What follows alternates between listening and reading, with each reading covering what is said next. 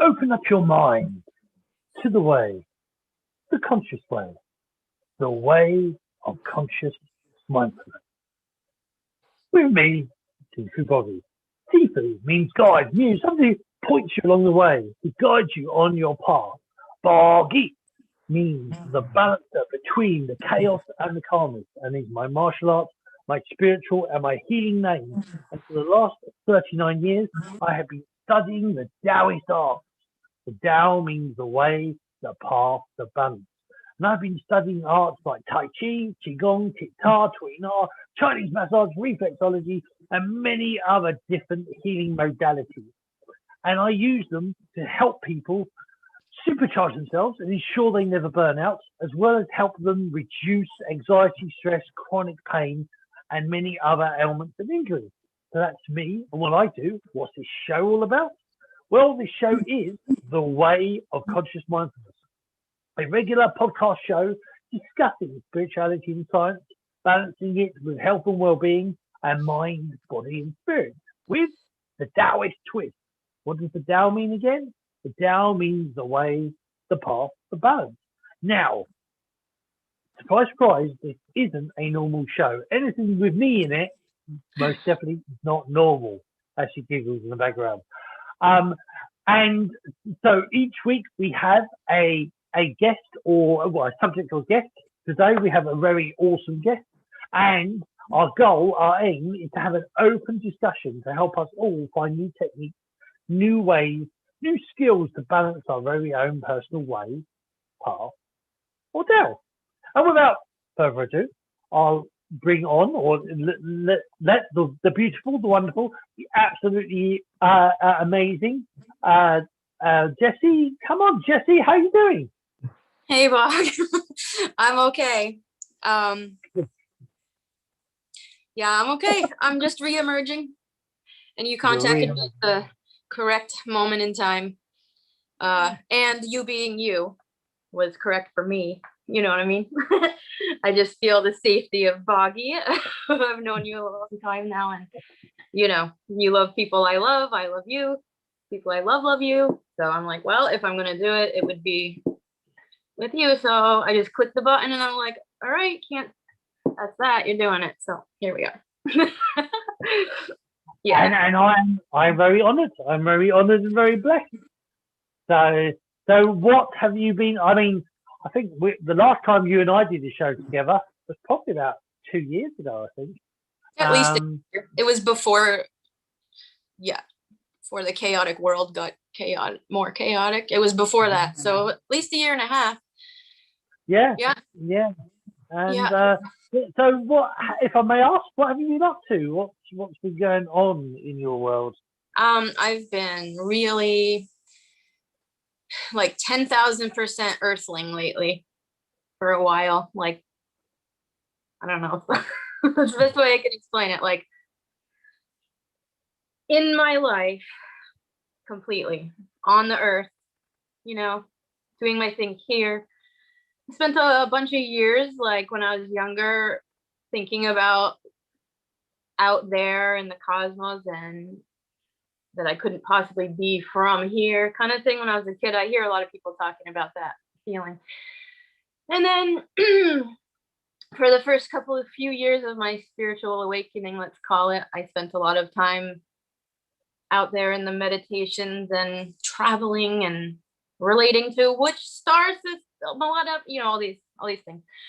But then I realized, well, you know what, if I was not supposed to be working on Earth now, I wouldn't be on Earth, and all that other stuff is either prior or future, and so I'm here on this planet. So I've just been focusing my energy with like the children in my life, the artwork, just my human relationships, my plant relationships and animal relationships, and I'm not sure if that even makes any sense, but I'm really of the earth lately. And I just peeked my head out from under my rock for just a second last week. I feel like I looked around, and then now I'm starting to do these things again. So this being one of them. It's cool though. It's cool. Awesome. So I'm just off screen. I may just be a voice at the moment, but I'm just off screen. I'm just doing my little bit of magic. Yes. So on Facebook now, this live link is there just for those. Well, if you're watching it, you won't need to know that it's on Facebook because you're already there. But so it's all good. It's all good in the hood. So yeah. So I mean, I've been gardening. Cool. Yeah. When I sent the bio, I'm like, just use this one. But then I was thinking, I'm like, it should really just say Earthling / gardener / cat mom. Like that's, I don't know. Like, but all those other things too, for sure.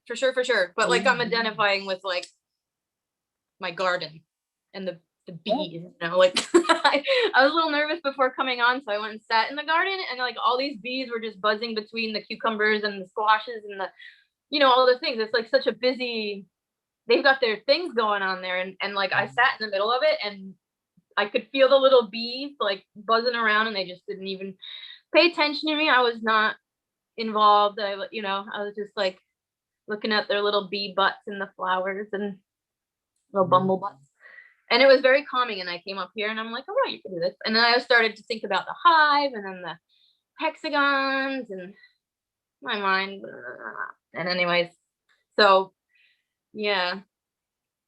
There's a friend of mine called Animal, who's Animal Kingdom, Josh, and he does he's very much into like making music, and he uses a lot of 5 to 8 hertz.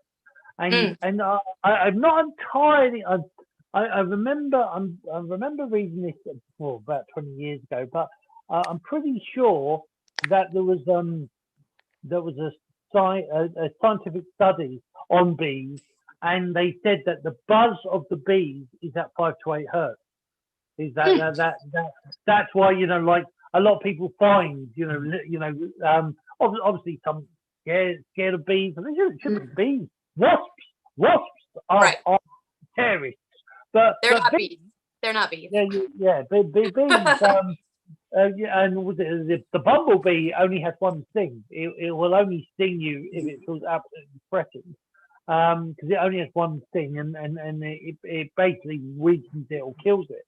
But the buzz of the bees is said to be at 5 to 8 hertz, and of course there's a lot of sacred geometry within the structure of the honeycomb, and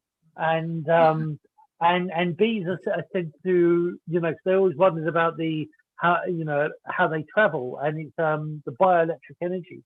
So they're very much, you know, like I think bees are very much this calming thing. They're very much about this balancing, you know, 5 to 8 the heart energy is the frequency of the heart as well. So I think, you know, bees are very calming in their nature.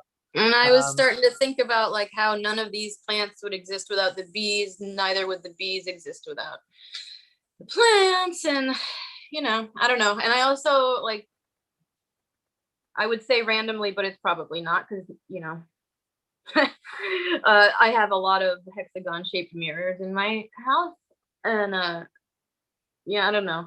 I'm not sure where I was going with that, but I have a bunch of hexagon mirrors in like a formation on my wall, and weird things happen near it.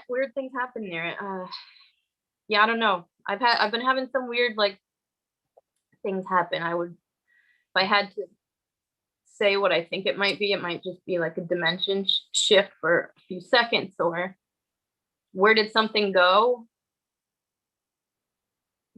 Me in dimension 89 has it, like, you know what I mean? She needed it more or something like that. I don't know. I'm on this earth, but like things shift right before my eyes, and then they shift back. And you know, I'm not the only person that sees it sometimes. Like sometimes when people are with me, it will both just be like, you saw that, right? Okay, yep. And then moving along. Whatever that was. I think that happens more than we think. NASA Scientists came up with it 15 years ago. NASA just last year sort of said that they are actually aware of 14 different dimensions that exist that have other realities in them. Because there's always the whole multiverse, or the M theory, the multiverse theory, that the theory that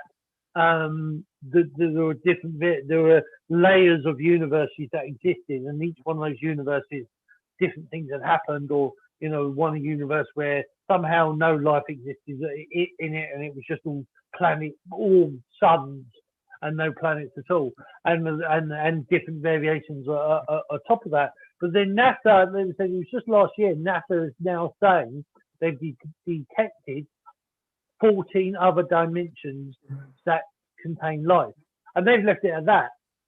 But within ancient knowledge, like especially like within Taoism and the shamans, especially the dragon dog shaman, they talked about multiverses and different dimensions, that you're both here. There's different versions of you. Your consciousness is here, but it's in every other reality at the same time, and there's different variations where you left school and you went straight to work, another one where you went to college and university, another one where you found the cure for cancer, and all these other realities. The Taoists very much believed that they existed, and like you said, I've definitely been. There's definitely times that I've experienced something, and then I've talked to somebody about it, and they go, and they say, you and I, we went to that bar and we had a drink together, and we saw that argument of those two people playing pool, and the person turns around and says, "What are you talking about, Bobby? That never happened." No, it did. I've got the scar here. I don't know what you're talking. And it's like, whoa, what? That definitely happened. But I've had the what I call the flip. So that person, like says that, oh, all right, fair enough. I'm off my rocker then. And then sometimes it's happened a couple of times where I was either a couple of hours later or a day later, and they say, "Oh, we had such a good time yesterday, didn't we? At that bar." Hold up, you told me that never happened. What are you on about? Yes, I did. So I've gone somewhere else where it didn't happen, and then flip back. Or there's definitely times I've been places that there's a different scenario going on, or a different memory, and then suddenly I snap back. Or been somewhere, done something, and sat back. It's definitely happened a few times in my world, but then again, I am boggy, and but yeah, and there are definitely places that they say that where stuff happens. Wudang Mountain is definitely one of them. In China, there's this place called Wudang, which is 5 mountains, and they know that ley lines, or the dragon lines as they call them in China, the ley lines do go through the mountains. Energy increases in mountains anyway, like weirder things can happen near mountains or near lakes, water and bridges. There tends to be, there's lots of stories about trolls, people seeing trolls or fairies near water and bridges, and it's because of the land meeting the water and the bridge as well. It seems to create some sort of energy. But with mountains, in Wudang, there's these 5 mountains, and you higher up you go these mountains, the more weirder things become. And I've definitely seen some very odd, some very strange things.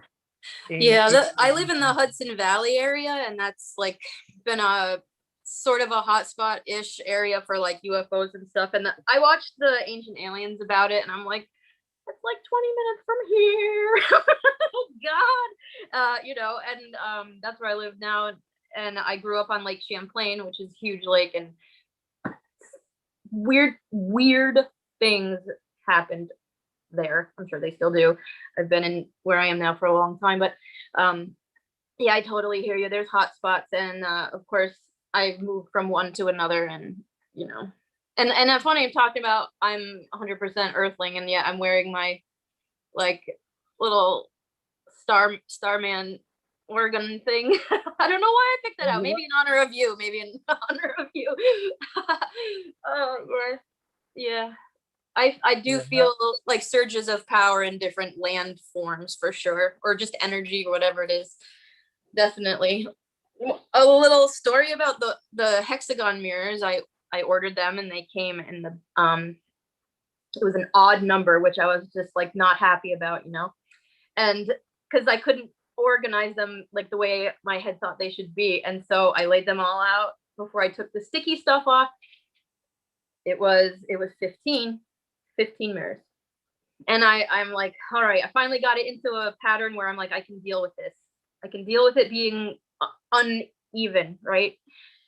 I go down, I leave the room maybe 20 minutes or so, half hour, something like that. I come back into the room, start putting up the mirrors in the formation, like from the table, just up in the formation. Boggy, 16 mirrors. 16 mirrors. And I'm like, what? I just spent so long being like all like irritated that there was 15 mirrors. There was definitely 15 mirrors. So I go check the box. It says 15 mirrors. I check the Amazon invoice, 15 mirrors. I have 16 mirrors on my wall. So there's that, you know what I mean? And I'm like talking about it. What do you think happened to the other mirror? I'm like, well, other me has 14 mirrors somewhere and she's happy too, you know, because they're even number. Like, I don't know what the hell that was, like, but that's just like small little things. But it's like, no, that's for real. There's 16 on my wall. There were 15, and that's that. Like, there's no explanation for it except for other me has 14 and she's fine too. So. Yeah, indeed. Just stuff like that. So move your head to the side just for a second. What's the dragon. That's a mirror. Oh wow! I love that. This is the little office nook in my art room, and there's tiger too here, and then there's a heron somewhere. Wait, can you see it? Yep. Yeah. Anyway, and then this is, and then my work table and. Cool. Yeah, I read my cards and stuff here and all that. Wow, that's all. Yeah. The dragon, proper. You know, the Chinese dragon doesn't have wings. That's what a lot of people don't realise. Because the dragon in the Eastern philosophy, they swim. They swim through the energy. Yeah, we chose the snaky one. We chose the snaky one with like the stuff. There's one in the fish tank too. Yeah. Well, did you know that traditionally in China, the dragons were seen, they were actually had fur. They were furry. Dragons were furry and not scary. Everybody thinks dragons are scales, and there's a movie just come out. I think it's called Way Out or something like that. Oh yes, I want to watch that. Yep, that's a yeah. And it's a furry dragon. And one of I actually only revealed this story on my birthday actually. That there was when I went to Wudang one of the times I went to Wudang, I was meditating. We'd done a style of qigong called Drunken Dragon. So there's drunken qigong, there's also drunken dragon, and the drunken dragon, it's very bendy and twisty, and even drunken qigong. People think it doesn't actually contain alcohol. You move like a drunken person, and it actually strengthens the body. It lets go of toxins. It's a very but it's just called drunken style because of the way you act and move.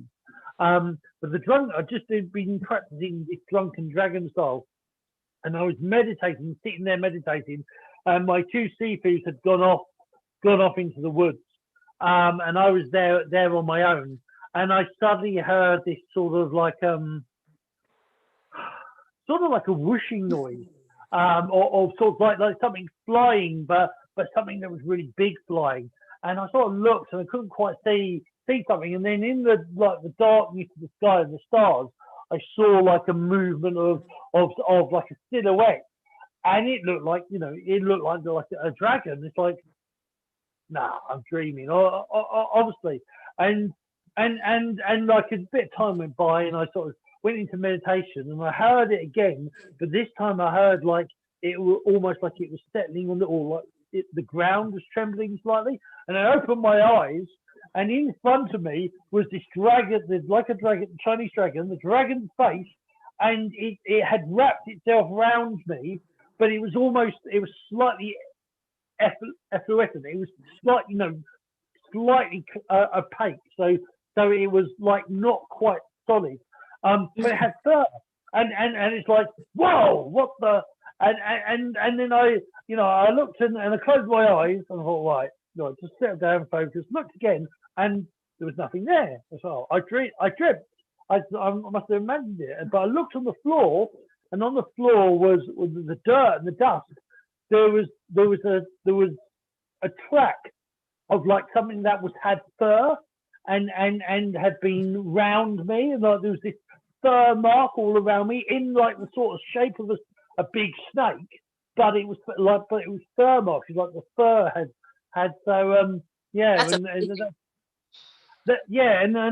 like when my seafood came back, and I said, they just did the old typical just nodded, and it's like, okay.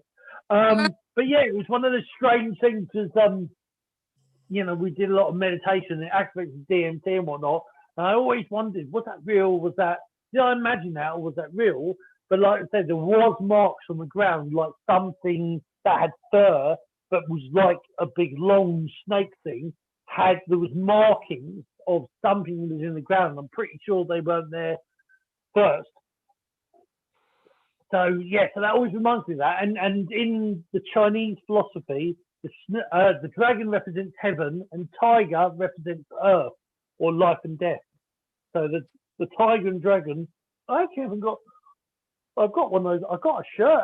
Actually, funny enough, there was something you said. What you said about, like that. You actually said in your message, I think I'm just human. Just put down in my bio, human. I had Namu, Natasha, Natalie, sorry, not Natasha, Natalie Musafia on just last week, and she said my bio, just put Namu. I'm just human. Just put human. And so it's funny I feel it deeply. Like, I don't know what else. I don't know. Yeah, you feel it. And I can't explain what I mean exactly either, except for how I tried to explain it a few minutes ago. But I'm like, I don't need to really travel in the realms and stuff anymore. Like, not anymore. Like sometimes, yeah, I guess, but like I feel like my work is energetic between solid beings here. Children, plants, animals, dirt. Like, I don't know, and I feel it. I feel like I'm some sort of antenna, or some sort of something that I walk into a space, or I'm in a space, and just by being there, I am somehow, like, my body, not completely consciously, but actually sometimes consciously too, that I am alchemizing the energy around me, whether it be people near me, whether it be like a tree that I can just tell is ill somehow, or like I'll walk into a room and I'm exhausted, even if I haven't said peep the whole time.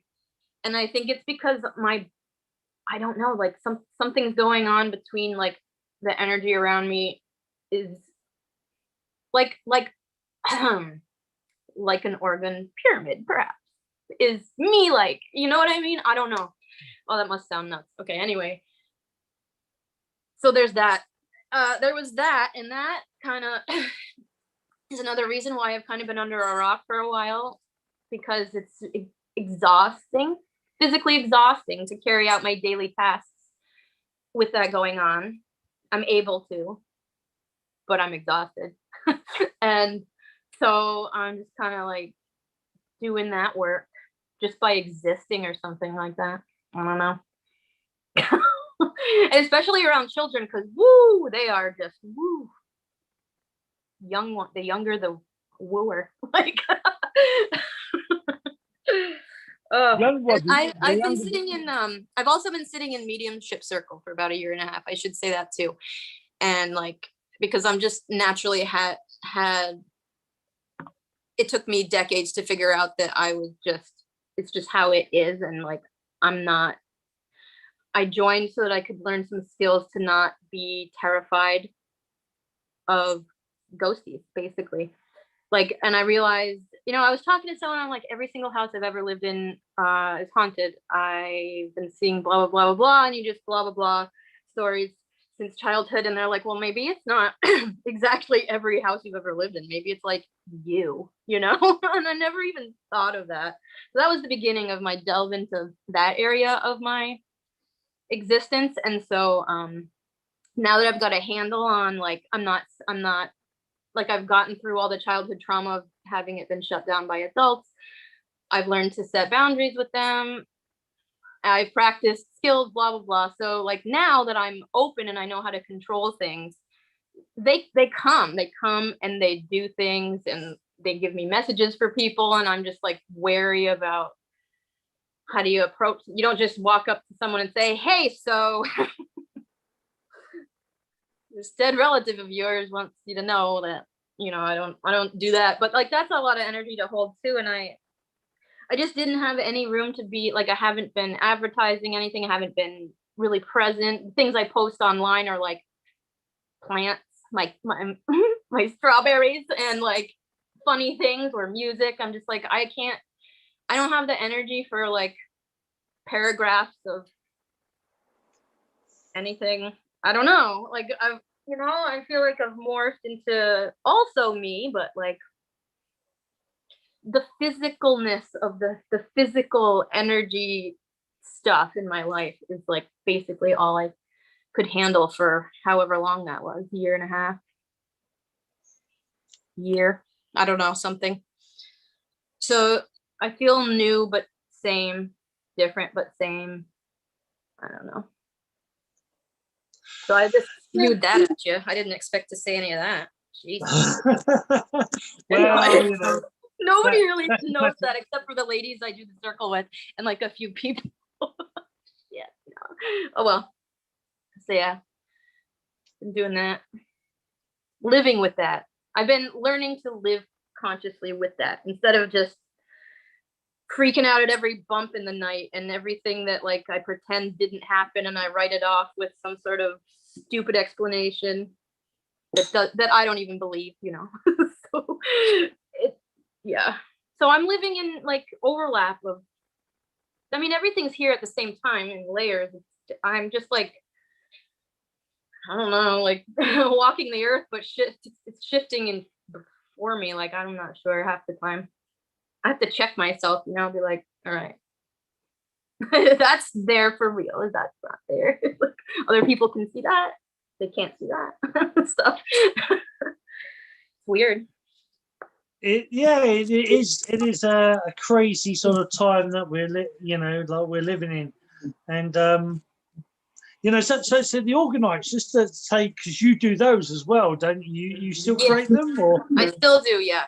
I've only been doing custom orders lately because, like I said, my energy is just zapped usually. So like, if I have a good, and also the thing of like, I can't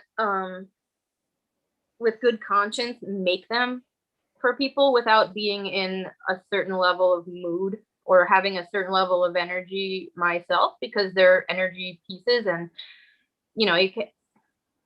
it's like, it's a lot different than just drawing a picture or painting a picture. It's like what I have energetically goes in and it kind of stays there until, or if it gets cleared, or I don't know what, or maybe not, but like, so if I am energetically not like feeling my best, or at least high enough, I just cannot make them.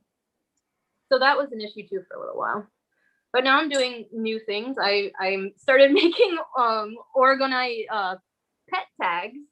I thought that was super cute, because why wouldn't, you know, pets need, I don't know, I just started like I started doing little sea turtles. They make me happy. I decided I'm only gonna make stuff that like makes me happy, and if it's fun. And I don't know, someone bought a bunch of stuff out of my Etsy shop recently, and I haven't replaced it because like I'm just like I just want to do the fun little doodads. I don't want to make these big pyramids right now, so I'm not gonna. And I felt guilty about it, and then I'm going back and forth in my ego about like, you should do this, but I don't want to because it's not fun. And it's like, well, you have obligations. Like, no, you don't. And this is free. It started out as fun, and it started out as an exploratory thing. And it's like, I did promise myself that if it ever became like upsetting or a chore or too much or whatever, like it's got to go, because, you know. So it went for a few months. I didn't really do much, but when people reach out to me for specific pieces and whatnot, I make them. I just haven't been like, you know, assembly line type production or anything like that. It's been very personal, the things that I've been making. So yeah. So yes, but not on this. No, I don't know. It takes a lot of energy too. Say that again. That takes a lot of energy too, because of how I do it. I'm not sure how other people do it, but when I do custom pieces, I'll like tune into the person's energy, and intuitively, like a list of what needs to go in will come through. And then I usually, it's interesting because songs will come through, like all sorts of stuff. It's not just me making pieces. It's like a whole thing. And then I let them cure with 432 hertz. You know, and if there's a moon going on during the creation time, I'll put it out for that in there. The like cure under whatever the hell constellation, you know, whatever the heck astrological event. So I don't know, I'm super particular about my process, so it takes a lot of energy for me. I can't just cookie cutter these things. I wish. Well, then, I mean, I've seen a lot of your pieces, and they are beautiful. So you know, there's definitely a good energy, a good vibe in them. And I mean, part of my training, the whole thing of like the empath, you know, being affected by other people's energy and affected by things, and the fact that yeah, you know, you're just naturally giving out that energy as well, and that's why, you know, it can tire you out or wear you out. Is that where, you know, just being around people, they're naturally drawing some of your energy in. But that's why you like, I would say that's why you like gardening and whatnot, because that's very earthing, that, you know, earths you and grounds you. And yeah, like the children wise, we were saying about, like, you know, like the younger they are, the more woo they are. Ooh, Is that, yeah. the Taoists would say that's because they're the closest to the Tao, the closest to the original source. That you know, they remember more of who they really are when they're young, and then as you get older and older, the things happen to sort of erase your memory. You start forgetting more and more of what you used to be, or at least you know, the things that you see and whatnot. You know, you see fairies or you see different stuff, and adults go, "Oh, that's not real. You know, it doesn't exist." So you shut it down, you turn it off, because they definitely know that, like for example, they definitely know in the pineal gland that scientists are using MRI scans. They know that the eyes pick up, or at least, well, the eyes themselves pick up the information of infrared and ultraviolet and other frequencies, and the information goes into the brain, but the brain doesn't take it to the memory. It doesn't take it down. They don't know why, but we should actually, in theory, see ultraviolet and infrared. You know, our eyes have that capability, and it's interesting when you see like a lot of the like space views are in infrared. You know, are in infrared, and some are ultraviolet cameras, and you see all this weird stuff, and it's like, well, if it's there, but we just can't see it, which is why, you know, science says that we only see 0. Some say 0.5, some say 0.00001% of what actually exists. And of course, you think, oh, they mean the universe. You know, they mean, you know, we're only seeing 1% of what there is in the universe. And it's like, well, actually, they mean physically. There's Here. so much Yeah. going on in physical space. Right there, right here. Right there in front of you. I mean, if you think you get a smoke machine, or the light comes through the window at the right point, you can actually see the little dust particles in the air. Now they're there all the time. It's just we don't actually see them without the right light.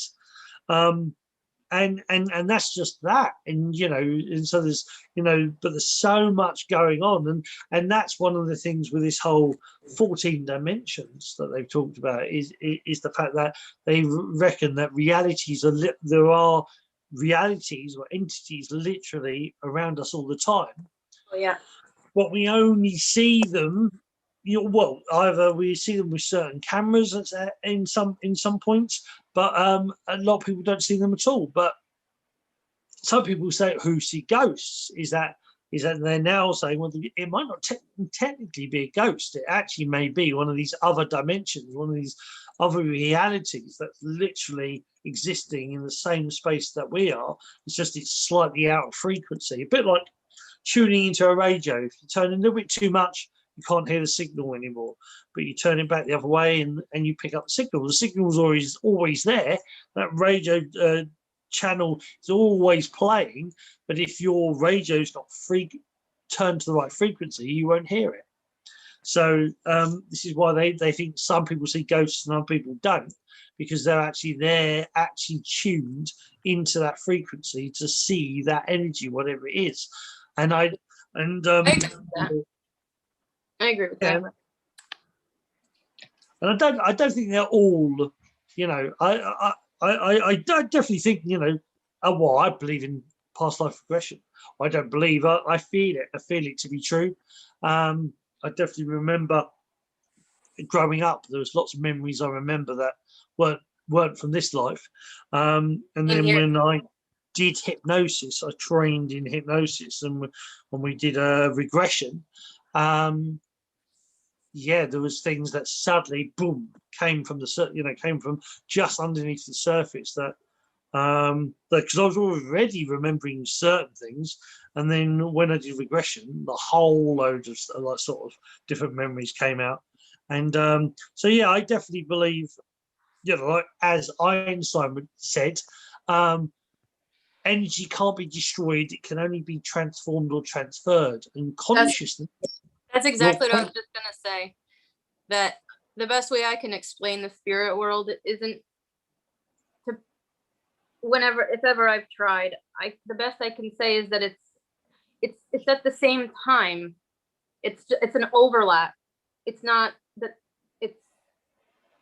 it's an overlap, and it's an energy transfer. They're so hard to put words except for that. Like that is the best way I can say. And I don't see, you know, people flying around and stuff like this. I feel things and I get information in my head and I just know stuff, and so I start talking and it's like, oh shit. But then there's some things that do happen, like that you just can't explain. Things moving, you're watching it, like you're watching it, like the lights. And something happened just the other day at with some children that I look after. Like it was quite interesting. And I got it on video, and I was just like, whoa. I kept watching it over and over again. I'm like, wow, that's for real. And they saw it too. You know, they're little. They're 3 and like 1.5, but they saw it too. And I don't care that they're 3 and 1.5. They probably saw it more than me. You know what I mean? I think I was the odd man out there. I just caught the tail end, you know, like thinking back on the day, like, I don't know, it's just, it's an overlap there. It's the same place. It's just different. It's a layer of it or something like that, you know? It's hard to explain because nobody wants to hear, oh, they're still here, you can talk to them anytime, blah blah blah. No one who's grieving wants to hear that, you know. But with time, sometimes people are able to talk and like hear that explanation and understand a little better, but because, you know, I don't know, because it's like the touchy area too as far as us human beings go, like, and preconceived notion of what happens and the drill of belief systems that tell you, nope, this is what happens, and only if you're this good, you know, kind of thing. I'm like, well, I don't know if that exists or not, but I can tell you what I do know, and what I do know is that X, Y, and Z. I don't know, like you know, the energy of this person could be here, right here with me right now.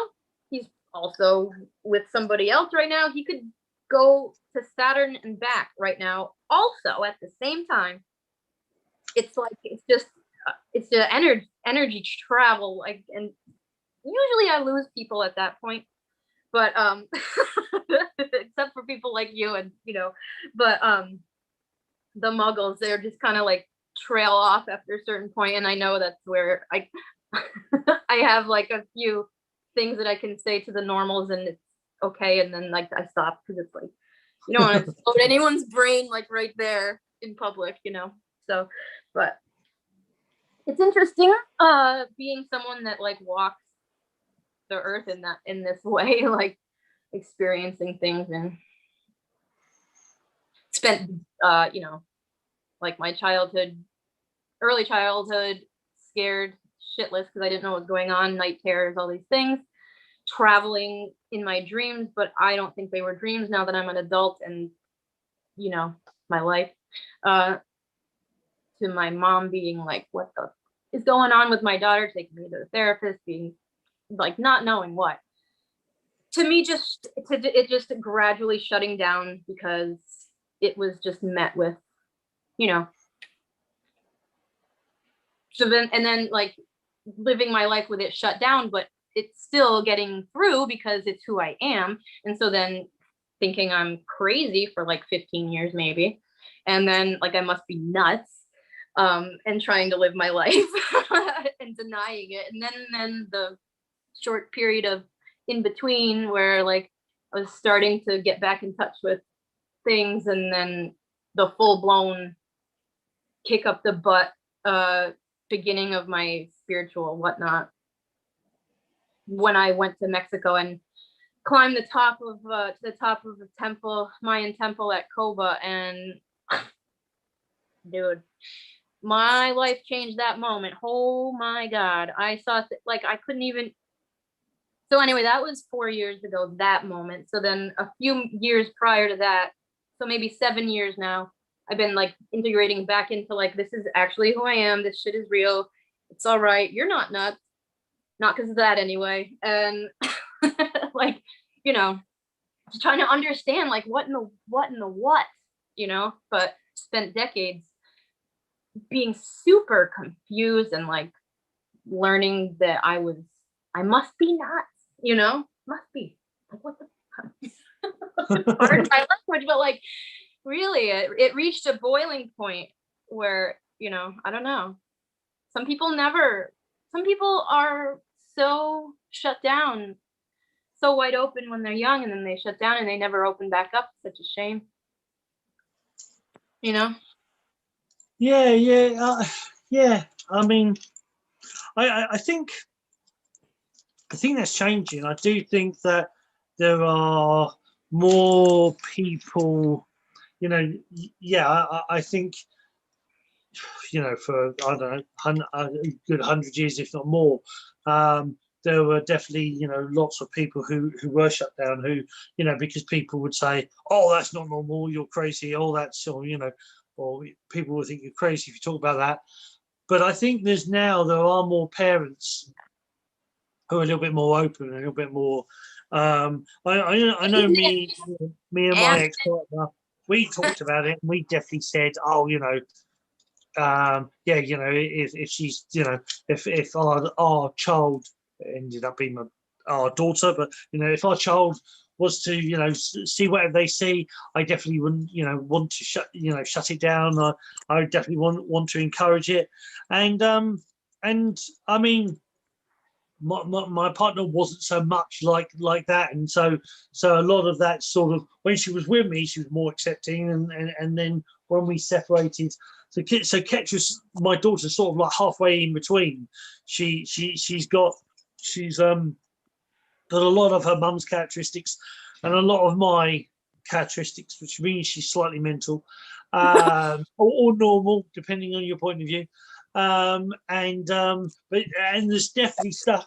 I mean, I remember when I think she was about 8 or 9, and I used to go to a crystal shop when I used to come down to the coast, to Worthing, where she lives. And there was a crystal shop down there, and I would go down. We'd go down there every time I was down there. I'd go down there, and she'd sit on the floor and just play with crystals, and me and the shopkeeper would be talking away about this, that, and the other, and I once sort of like was showing him, well, Eastern Reiki, or Shinchi Shen Chinese Reiki, doing energy on this crystal for this shopkeeper, and I was doing it for, I said, oh wow, yeah, I can really feel that. And then Ketra said, can I do it to you, Dad? Yeah, of course you can. So so you sort of, you saw what I was doing, just do what I was doing, and I hadn't attuned her, hadn't blasted her in anything. It was just, she just wanted to try. And I've got to say, no, not being big-headed, but it takes an awful lot to knock my socks off. A lot of people sort of, oh yeah, I'm really good at it, and I go, is that it? And it's really good. Is that it? But my daughter sort of literally, like, it's like, wow, I could really feel the energy blasting off of her. And like I say, I've never actually attuned her, because I'm a Reiki master, Shinchi Shen master, in about 8 different styles. I'd never actually attuned her. It was all just her. It was just all, whatever, like she has.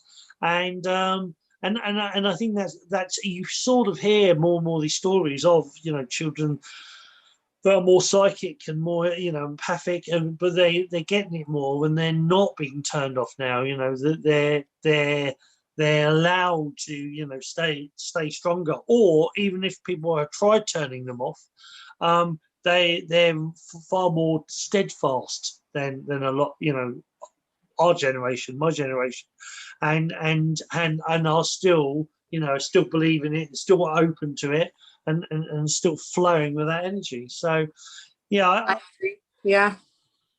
I mean, I know my mother and my grandmother, her mother, both have had, well, my grandmother had, my mom, well, whatever, naturally, I can tell that they have,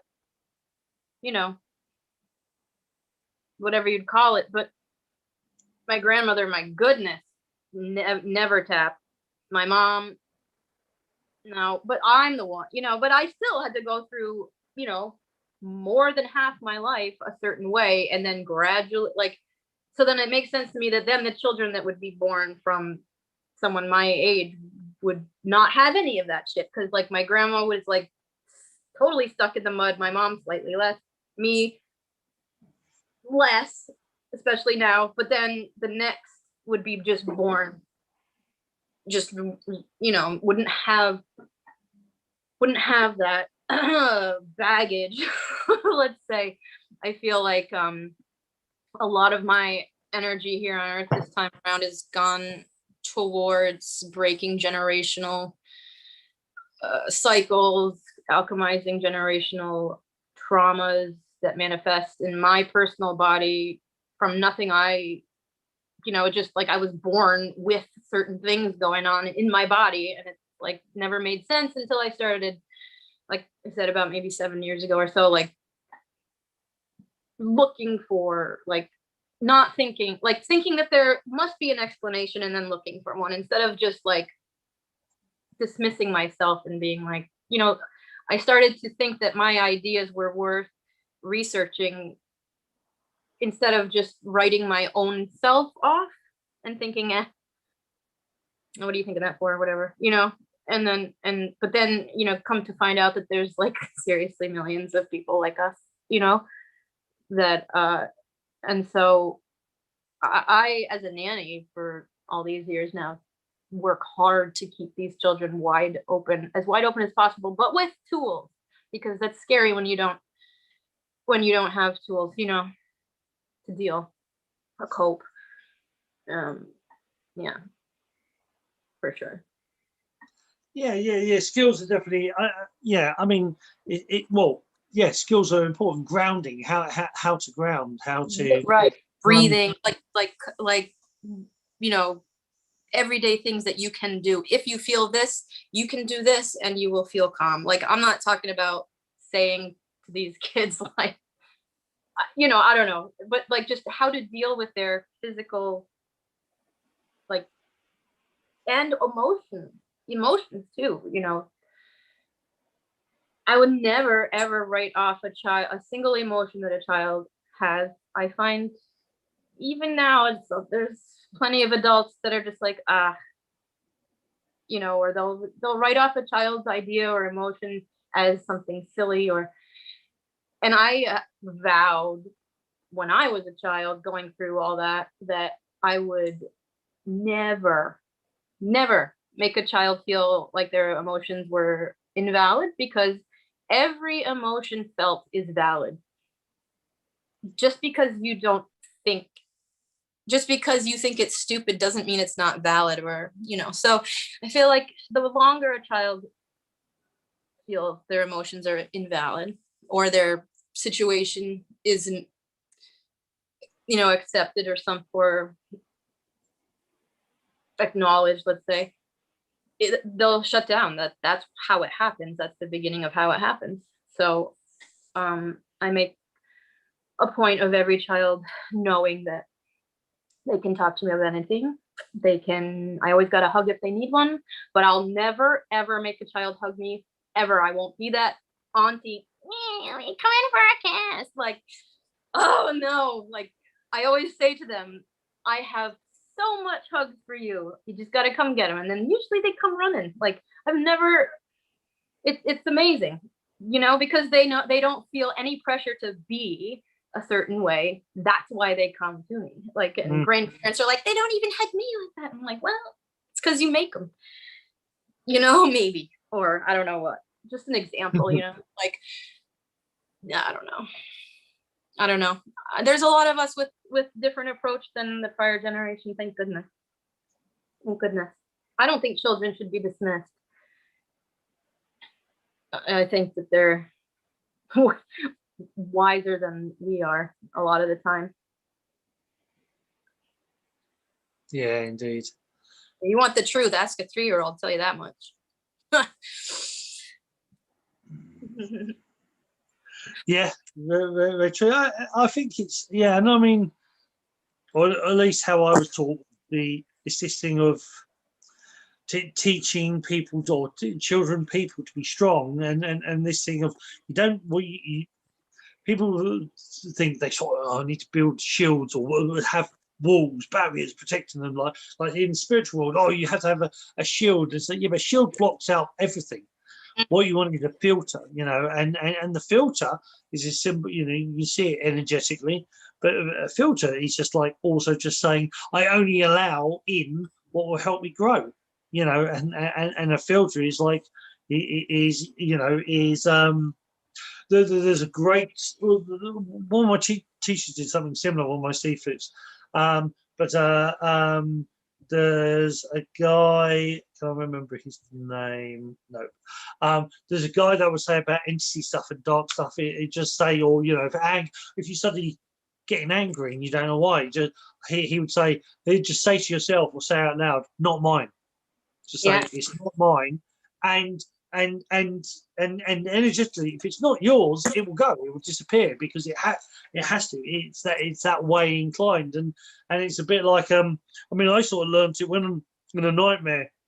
When I was a kid, I used to have this. For those who remember the Muppet Show and the big hairy Muppet, who was the huge, like 6 foot, 9 foot tall, giant furry one that would walk around. I had a monster like that chasing me, and then one day, I can't quite remember. I think he was talking to my seafood, possibly. I don't know, but I remember suddenly in my dream, suddenly turning around and saying, "What is it you want?" And the monster in my head stopped, and he goes, "I'm only I have to chase you," and it's like, "Well, I don't want to be chased." And there's, "Oh, okay then," and it sort of burst into tears. And I suddenly, for me at least, I suddenly realised that things have power if you give them power. Or and animals, like this thing about like scary dogs barking. If you calm yourself down, if you're actually afraid or aggressive, the dog reacts to that and barks more. But if you sort of, and I've done this, if you sort of go, what, hello, what, and it suddenly goes, "Why are you scared? Why are you?" And it stops and it starts to think, and you can change the pattern. And it's that understanding of it is like, fear and anger, it has to have permission. We give it permission for it to affect us. And that's a big thing for a lot of people to take in, because, and a lot of things to understand. But, as a kid, I was bullied a lot, and he was learning to stand up with the bully, not necessarily standing up and fighting them, but I learned to fight people without fighting. So I learned to make humour. I learned to act in a silly way. I learned to twist it around or totally distract them. And that taught me a lot of stuff. That taught me that you don't have to, live in that fear, and everything is a form of permission. If things can only you give. You're afraid of something because you give it permission to be afraid of. But if you somehow stand up to it, or somehow find the courage to sort of face it, a lot of things can back off. A lot of things can ease. I know this, at least with like, with bullies and attackers, that there's a certain unconscious thing with them, that there's an edge. They think they've got that edge. If you remove that edge, if you suddenly go, you suddenly go, "Well, what do you want? What do you?" And not necessarily say, "I'm not scared of you anymore," but it's like start talking to them just like it's a normal day, or just confronting it in a certain way. You take away their power. You take away their energy to do stuff, and that's the thing, adults and kids, because we just got to learn to take our power back and learn that that everything it needs a form of permission. If you act afraid, you're giving permission to that thing by giving it your fear, which is a big thing to sort of grasp and to admit to. But everything in a way is a form of permission. That's so true. So true.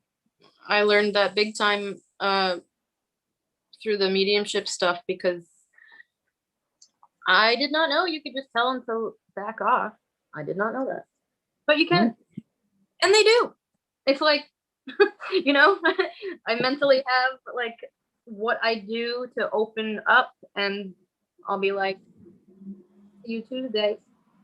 Not today. Like, you know what I mean? And like there's some that are like you can feel the energy around you and stuff. It's like, and maybe then that's when some physical things might happen or whatever. But like for the most part, it's really it's like just a conversation. I don't know.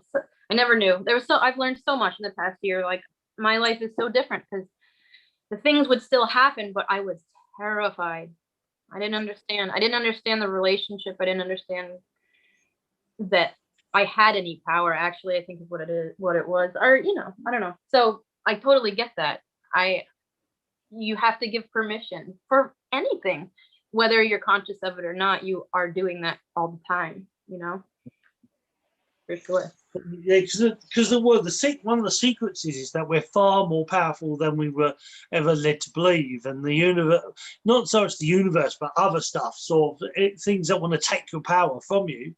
They want to keep you in that, and in essence, that's what bullies do. When we were kids, they bully you and they make you believe you're helpless and that you can't do anything about it. And it's only when you suddenly realise, well, actually, that's not the case. I can actually stand up, and I can, or and learn. I mean, because one of the first things my teachers taught me was how to get hit, how to fall over, and how to get hit. And when you learn how to get hit, and things hurt, either don't hurt or hurt less, suddenly things are a lot different, because you're so like, I'm scared of going up a ladder because I'm scared of heights, because I'm scared of falling over and hurt myself. Well, what happens if I taught you how to fall? So if you did fall, you could land in a certain way and you would hurt less or not hurt at all. And the same like ice skating. A lot of people, I loved ice skating. And I used to teach. I did figure skating and whatnot. I taught ice skating, and the first thing I teach kids and people is, well, this is how you fall down, bosh, and just keep falling over, and they find it highly hilarious, and then they'd slip and they'd fall over, and they start laughing, and it's that thing of when you're in that laughter, when you're relaxed. Which is this whole drunken style. This whole thing of drunken style is that when we're drunk, we fall over, we hurt ourselves less, because we're not actually focusing on the fall. We're not focusing on the fear of the fall.